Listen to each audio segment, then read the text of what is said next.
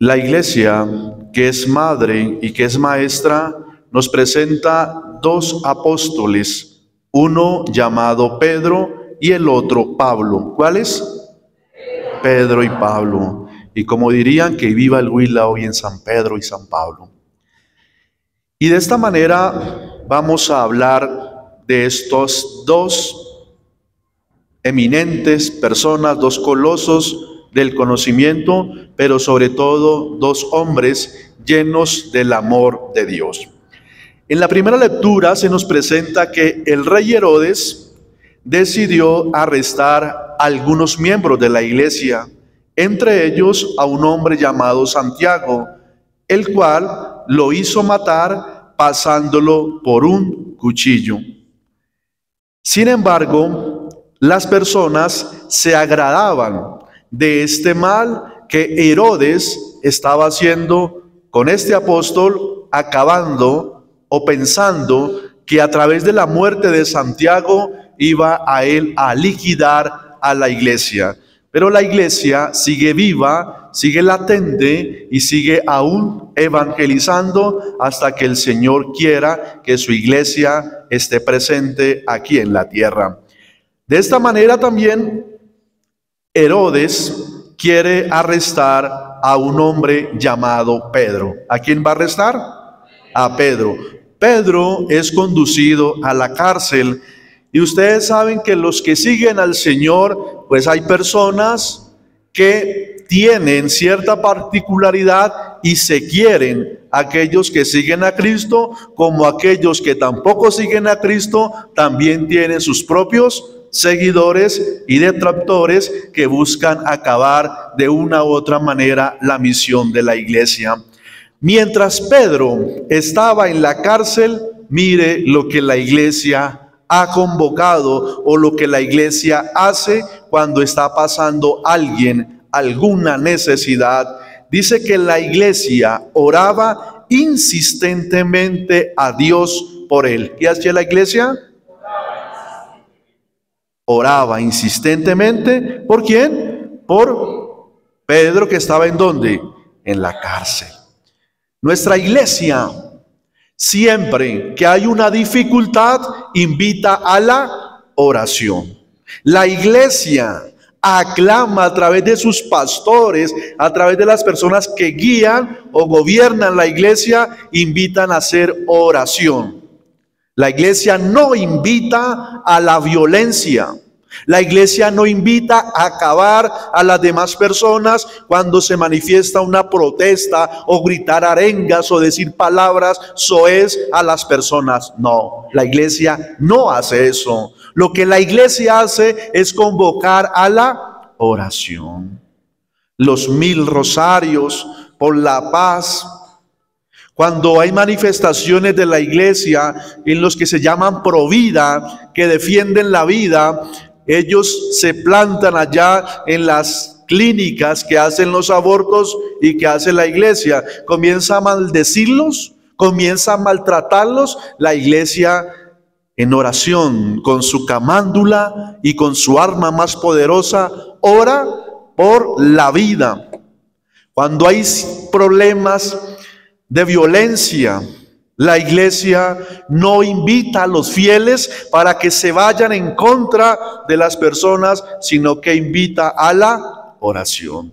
¿Y eso quién lo hace? La iglesia. ¿Y por qué lo hace la iglesia? Porque la iglesia confía en el poder que tiene la oración. Pero diríamos nosotros, si aquí en Colombia no pasa nada, no sucede nada, ¿por qué tenemos que orar? ¿Por qué si mis hijos están en otro país o en otro departamento, por qué tengo que orar si no está cerca de mí? Pues queridos hermanos, la oración tiene una unión con toda la iglesia y con las personas, y la oración tiene una palabrita que se llama la cobertura espiritual. ¿Qué tiene? Cuando usted hace una llamada, ¿cierto?, de las diferentes empresas de Claro, Tigo, Movistar, ¿qué tienen? Antenas para amplificar ¿qué? La señal y haya ¿qué? Cobertura para llamar a cualquier parte o cualquier situación, ¿cierto? Pues nuestra oración, podríamos decir, en esa misma consonancia, tiene un poder más fuerte porque la oración sale de nuestros labios y la oración sube como incienso al cielo para hacer la obra. Por eso nosotros estamos invitados a hacer oración, que tiene toda la cobertura espiritual de unirnos con Cristo y unirnos en el sentir de la iglesia, manifestándose a través de la oración que transforma tantos corazones. Así que imagínense en esta escena, Pedro en la cárcel, allá encerrado, y las personas que estaban haciendo, orando, ahí de rodillas, aclamándole a Pedro. ¿Por qué? Porque ellos se habían dado cuenta que a Santiago lo habían matado, entonces Pedro podría correr con el mismo riesgo de poder perder su vida, pero está la esperanza de aquellos que aclaman a Dios. Cuando Herodes iba a conducirlo al tribunal aquella misma noche, ¿era de qué? De noche, con unas cadenas atadas. Los centinelas hacían guardia y lo cuidaban para que él no se volara. Y detállese esto: de repente se presentó el ángel del Señor y se iluminó la celda. ¿Qué hizo el ángel? Se presentó. ¿Y qué manifestación hubo? Se iluminó la celda como está iluminado aquí el ambón para que ustedes nos vean claros. Se iluminó, un destello de luz vino de parte de ¿quién? De Dios. Esa celda que estaba oscura, la luz de Cristo comenzó a alumbrar por medio de este ángel. El ángel lo toca en el costado, lo despertó y le dijo: Pedro, date prisa y levántate. ¿Quién lo está llamando? El ángel. Que se ponga pilas, porque van a ¿qué? A salir. Las cadenas se cayeron de las manos y el ángel añadió: ponte el cinturón y las sandalias. Diríamos que el ángel le anuncia que debe salir. Recuerde que cuando Moisés sube al monte, allí dice: quítate las sandalias porque el terreno que pisa es santo. Aquí entonces le dice que se ponga las sandalias en señal de salir. Dice que lo envolvió en el manto y lo siguió. Siguiéndolo, Pedro, obediente, dice: ahora realmente el Señor ha enviado a su ángel para librarme de las manos de Herodes y de todo lo que querían hacerme a mí. ¿Quién lo dijo? Pedro. ¿Por qué? Porque recibió el poder ¿de dónde? De Dios, para que lo librara del poder y de las garras del enemigo. Mire lo que hace la oración. ¿De qué nos libra? Del maligno. Por eso es fundamental que nosotros dediquemos tiempo a la oración. Porque cuando uno ora, se abren muchas más posibilidades de uno poder vivir una Eucaristía. Se abren muchas posibilidades de uno comunicarse con Dios. Pero si usted no ora o no oramos, pues usted se le hace aburrido escuchar la homilía del Padre Eider, que son media hora y todavía llevo 10 minutos. Cuando usted ora, eso se ve en lo que uno hace, en lo que uno expresa, porque el Señor lo acompaña. Por eso hay que hacer oración. Usted se levanta y lo primero que hace con esos ojos empijamados es mirar quién ha escrito al WhatsApp, quién ha puesto un estado, qué han dicho en TikTok, qué han dicho las personas. Ore en vez de ponerse a abrir sus ojos y hacer otras cosas, para que se ponga en relación con quién, con Dios. Actívese en Dios. No desactive su celular para activarlo a mirar tantas cosas. Eso lo tiene usted después para hacerlo. Dice la neurología que es bueno que después que se despierte, por lo menos 1 hora, mirar al celular. Dicen que es bueno despertarse y estar en sintonía con Dios y hacer un poco de ejercicio para activar el cuerpo. Pues si usted que activa su cuerpo, active su espíritu con el Señor, que le va a ser más provechoso en todo el día para que pueda aguantar. Esto solo lo manifiesta Pedro porque es un hombre que le cree al Señor y se le está manifestando.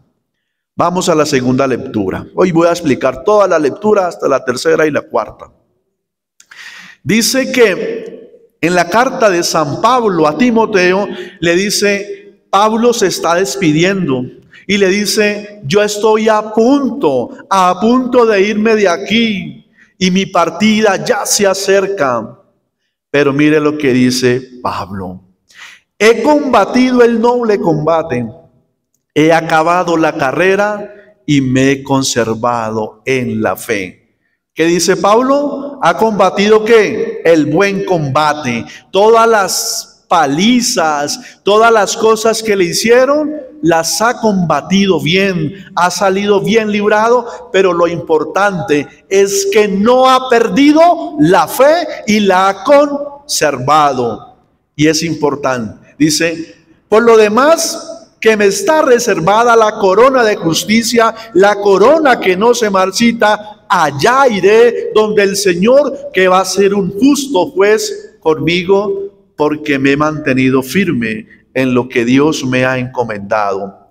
Por eso el Señor me va a librar de la obra del mal, me salvará y me llevará a su reino por los siglos de los siglos. Termina diciendo Pablo, amén. Ahora vamos al Evangelio. En el Evangelio, Jesús está en una región que se llama Cesarea de Filipo. ¿Dónde está? Esta es una ciudad muy bonita, construida obviamente por el hijo de Herodes, Filipo, y allí hacían banquetes, hacían buenas celebraciones, y Jesús no estaba allí comiendo, Jesús estaba con sus discípulos. Y Jesús quiere hacer una pregunta, y la pregunta que hace muchas veces nosotros no la hacemos, y dice la pregunta: ¿quién dice la gente que es el Hijo del Hombre? ¿Cuál es la pregunta? Bien, los seminaristas están despiertos, aún no se han dormido. ¿Quién dice la gente que es el Hijo del Hombre? Fíjese, nosotros a veces escuchamos comentarios de las personas, ¿no? Ustedes dirán, si uno le pregunta a la gente, ¿usted qué opina del padre Eider? ¿Cierto? Y si le preguntan a los seminaristas, quién sabe qué dirán, ¿no? Pero si les preguntan a la gente, van a decir, no, el padre Eider se demora mucho en la homilía de los domingos, es extenso. El padre Eider no sé de dónde saca tantas palabras para hablar, y lo que yo diría en 5 minutos, el padre Eider gasta media hora, porque le echo salsa a los taquitos para comer rico, como cuando usted come algo delicioso y desmenuza el pollo y come sabroso. Y entonces la gente comienza a decir, pero hay gente malintencionada que habla mal de los demás sin conocer a quién, a la persona. Y dicen y desajustan y desbaratan y calumnian a las personas sin saber ni qué le gusta a esa persona, pero sí se atreve a hacer comentarios duros, intransigentes y muchas veces acabando con las personas. Pues las personas están diciendo de Jesús, Jesús es unos que Juan el Bautista, otros que Elías, otros que Jeremías o uno de los profetas. No están lejos del reino de los cielos, porque Jesús tiene las cualidades que tienen estos: Juan el Bautista, Elías, otros que Jeremías o uno de los profetas. Pero sin embargo, Jesús ya quiere la intimidad de poderles preguntar: ¿y usted Pedro, Juan, Santiago, Mateo, ¿qué dicen de mí? ¿Quién es Jesús para ustedes? Pues cuando usted ha tenido una experiencia bonita con el Señor, usted habla de lo que ha vivido con Jesús. Porque muchos de nosotros nos solemos quedar con la parte catequética. Jesús es el Mesías, Jesús es el Salvador, Jesús es la segunda persona de la Santísima Trinidad, Jesús hizo muchos milagros, Jesús es un profeta, porque así lo encontramos en los libros. Está bien lo que dicen los libros, pero lo más importante es lo que usted, desde su intimidad, desde su relación con Jesús, pueda decir quién es Jesús para mí. Jesús para mí puede ser mi amigo, mi compañero, mi confidente. Jesús para mí puede ser esa persona que me ha salvado de tantas situaciones malas porque he vivido una experiencia con el Señor. Cada uno ha tenido diferentes, pero diferentes vivencias cuando se acercan ¿a quién? A Jesús. Pedro entonces dice: tú eres el Mesías, el Hijo del Dios vivo. ¿Qué dice Pedro? Tú eres ¿qué? El Mesías, el Hijo del Dios vivo. Detállese que esto que responde Simón, Pedro, le dice: bienaventurado tú, Simón, hijo de Jonás, porque eso no te lo ha revelado ni la carne ni la sangre, sino mi Padre que está en los cielos. Es decir, que a Pedro le está dando esta respuesta. ¿Quién? Está siendo iluminado ¿por quién? Por lo de alto, por lo de arriba, por el Señor, porque nadie puede decir una respuesta si no ha tenido una relación con el Señor, lo que está diciendo. Por eso Pedro en la primera lectura dice: ya sé que el Señor está conmigo, que el Señor me protegió porque me libró de la muerte de este hombre llamado Herodes. Dicen los escritos que Herodes murió de un fuerte dolor de estómago y de un castigo atroz que recibió por haber hecho tantas maldades a la humanidad. Eso dicen los grandes escritos, no está en la Biblia, porque si usted va a buscar en la Biblia, eso no lo dice la Sagrada Escritura. Así que esta respuesta la revela ¿quién? Pedro. Por eso la iglesia hoy le da el fundamento al primado de Pedro. ¿Al primado de quién? De Pedro.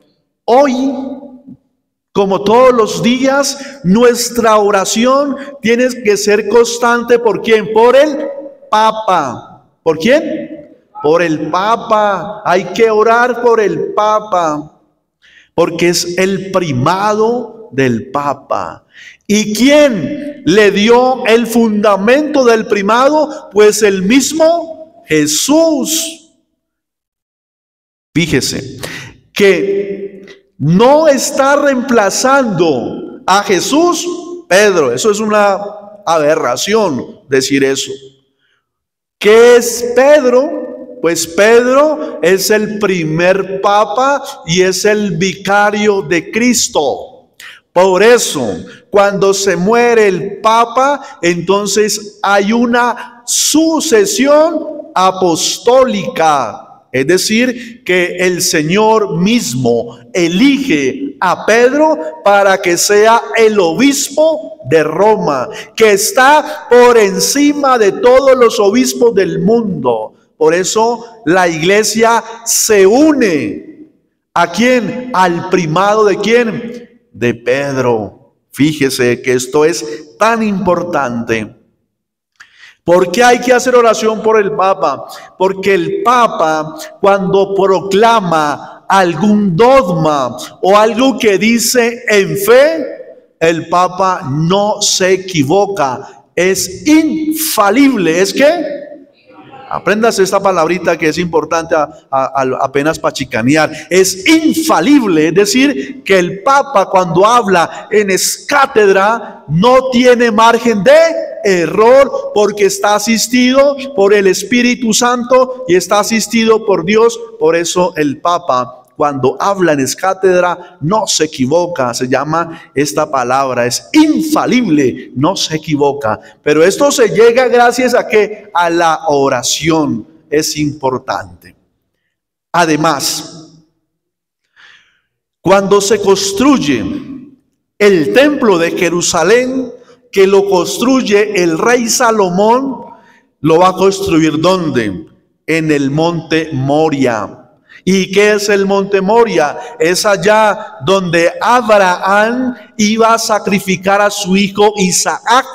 Y entonces, ¿qué pasa? Ahí en ese lugar, después el rey Darío I se hace el segundo templo, donde hay una piedra grandísima. Y esa piedra, entonces, ¿qué viene a representar? A la iglesia.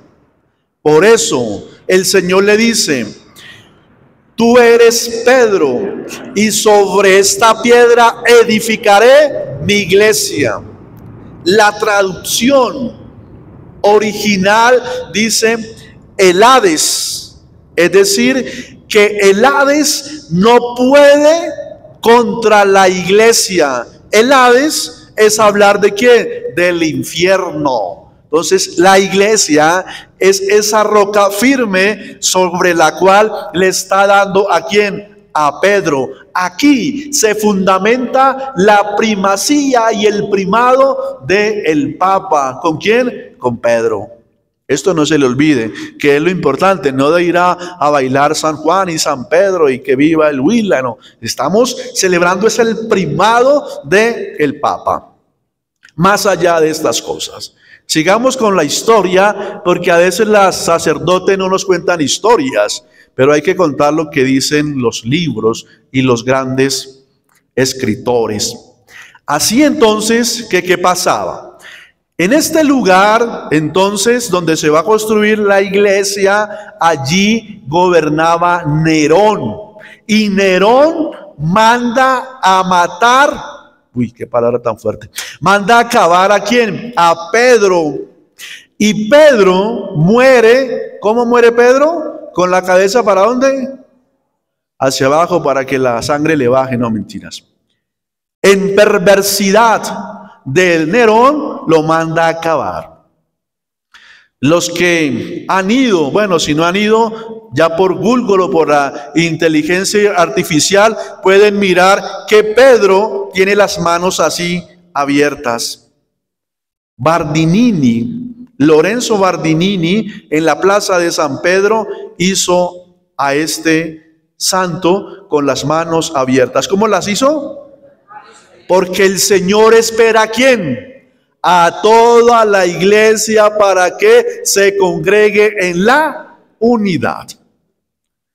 Después, en esta cúpula que hizo Miguel Ángel, ustedes saben de historia también, y comenzaron a excavar allá donde estaba el altar y encontraron que allí en el altar debajo estaba enterrado el apóstol Pedro, ¿sí? Y le faltaban algunas partes de su cuerpo.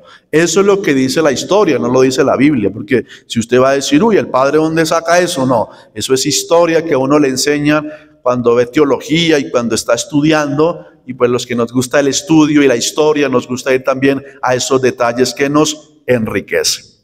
Así entonces, Petros es la roca firme donde Jesús va a fundar su iglesia. Y entonces Jesús le da las llaves. ¿Qué le da? Las llaves.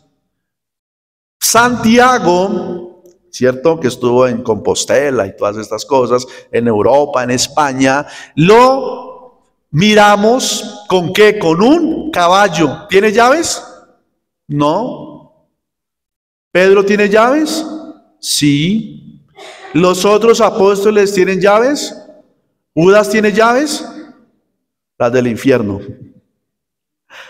La única llave que el Señor le da, ¿a quién es? A Pedro. Y cuando usted tiene las llaves de la casa, ¿qué pasa? Puede entrar y salir. Y cuando no tiene las llaves de la casa, ¿qué hace? Esperar. Y si no, violar la chapa, ¿no? O buscar la llave maestra. Los seminaristas no hacen eso.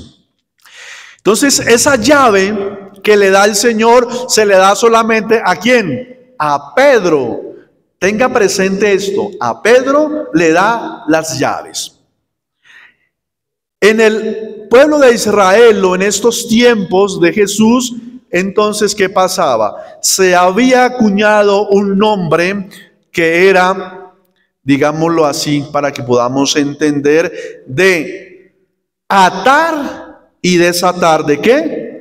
De atar y desatar, ¿cierto? Entonces, usted ata el ganado a un tronco y el ganado mantiene ahí, ¿cierto? Si usted quita ese nudo que le ha hecho a este animal, ¿qué pasa? La vaca se puede ir. Entonces, para que entendamos, es de aprobar y desaprobar. ¿Qué es? Aprobar y desaprobar. Entonces, en mi casa está la norma que nadie llega después de las 10 de la noche. Hay una ¿qué? Una norma aprobada, ¿cierto? Entonces usted le echa seguro a la casa, a la puerta, y nadie puede ingresar. Atar y desatar. Pues el Señor le da el poder a Pedro de desatar ¿qué? Los pecados. Fíjese que aquí está el primado. Desatar los pecados de nosotros. Por eso el Señor le da el poder de las llaves. ¿Qué pasaba? En el pueblo judío, entonces, las ciudades amuralladas tenían su ejército. Y el mayordomo era el encargado de abrir la puerta. Si alguien pasaba violentando esta puerta, entonces de una vez daba el orden para que se iniciara una guerra, porque estaba entrando sin permiso. Aprobar y desaprobar. Y eso le dice el Señor ¿a quién? A Pedro. Así que ustedes y yo pertenecemos ¿a qué? A la única iglesia que Jesucristo fundó, dándonos ¿qué? Las llaves y dándonos ¿qué? La roca donde está fundamentada nuestra Santa Madre Iglesia. Vamos concluyendo, ya me he demorado como mucho. Vamos concluyendo, como dijo el profesor, cierro el libro para no tener que explicar más. Y de esta manera, celebrando a San Pedro y a San Pablo, fíjese, el Señor los llamó. ¿A quién llamó? A Pedro y a Pablo los llamó. En su fragilidad, Pedro, que era un pescador, que el Señor lo llama y le dice, sígueme. Pedro comienza a seguir a su maestro. Pedro, un hombre aguerrido, pero también muchas veces falta de fe, porque andando por el lago se hundió y negó a su maestro, pero sin embargo él creció mucho espiritualmente. Pablo, que camino a Damasco, se le aparece el Señor y él cae rostro en tierra, porque él, todo el que fuese cristiano lo mandaba a aniquilar. Por eso a Pablo encontramos en los Hechos de los Apóstoles como él aprueba la muerte del primer protomártir de la iglesia, que ¿cómo se llama? San Esteban. Ya están tardos para pensar. San Esteban. Él, Pablo, hizo esto, pero el Señor, a través de su misericordia, envía al sacerdote Ananías para que le imponga las manos, y dice que de sus ojos salieron unas escamas. ¿Y qué comienza a hacer Pablo? Se vuelve aguerrido para predicar, porque era un hombre muy intelectual. Sabía la ley de la Torá, la ley y los profetas, se sabía la ley de memoria, pero el Señor toca su corazón y comienza a predicar. Por eso Pablo dice: ay de mí si no evangelizara. Dice Pablo también: para mí la vida es Cristo y todo lo considero una basura con tal de ganar al Señor. ¿Por qué lo dice Pablo? Pues porque ya ha tenido esa experiencia con el Señor. El Señor llama a estos hombres para que sean evangelizadores. Pedro, predicando en Roma; Pablo, apóstol de los gentiles, y a Pablo lo dibujamos con una espada y con la Sagrada Escritura. Y dice que la palabra de Dios es más tajante que espada de doble filo, que penetra hasta las junturas y las médulas. Pablo le dice a Timoteo, me parece, que no se le olvide del abrigo que ha dejado y que traiga los pergaminos,